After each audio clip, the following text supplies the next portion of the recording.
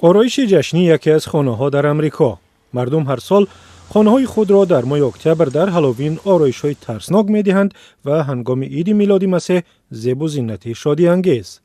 همین رسم همیشه عایشه سبحان، مادر دو فرزند و مهاجر افغان را به وجد آورده است. من و بچه‌هایم واقعاً از چراغ و آرایش‌های کوچه‌ها حیرت زده می‌شدیم و برای همین تمام زمستان شبانه در کوچه‌ها قدم می‌زدیم. عایشه از کوچه‌های چراغان و زیبا الهام گرفته به طرح‌ریزی آرایش برای هم مذهبان مسلمان خود پرداخت.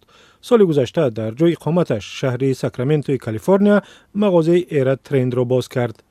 وسایل آرایشی که برای حوله می فروشد رمزهای جشن و آیین‌های اسلامی است. سبب شروع این کسب و کار بچه‌هایم شدند. من شادی آنها را از دیدن این وسایل آرایشی و چراغ‌ها احساس می‌کنم. باور دارم که دیگر والدان نیز عین احساس را دارند، ولی متاسفانه آنگونه که می‌خواهند جشنشان را تجلیل کردن نمی‌توانند.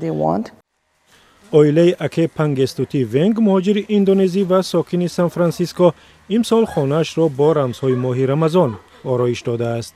بعضیش کاری دستی عایشه سبحان است. ما خواستیم در ماه رمضان بیرون خانه را آرایش دهیم. همه جا صدای نماز شنیده می شود و این همه به فرزندان ما در خانه احساس خوب می دهد. دخترش نیز همین را می گوید. غوطه‌ور شدن در جشن احساسی عالی است.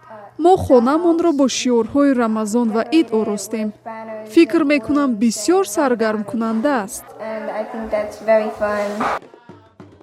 ملا عادی سمندی میگوید هیچ دستور اسلامی مخالف آرایش جشنی نیست و این کار جنبه مثبت دارد. Walaupun hal semacam itu ya, itu bukan keharusan tetapi این میتواند بیانگر دین فرد باشد. به خصوص به بچه‌ها نشان میدهد که رمضان رسیده است. کودکان دنیای بازی و خوشحالی را تجربه میکنند. از این رو آرایش‌ها بیشتر مثبتند نه منفی. بچه‌ها میبینند که اسلام فقط عذاب و اندوه و فقط چیزهای جدی نیست. میبینند که اسلام چیزهای شادی انگیز هم دارد. bukan doom and gloom ya, hanya serius saja kan tidak.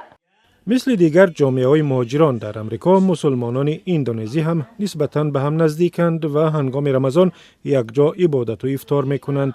اکنون مثل دیگر همسایگانشان از دین و ادیان دیگر می توانند حولی و خانه‌های خود را مطابق به رسم و آیینشان آراسته و پیراسته کنند.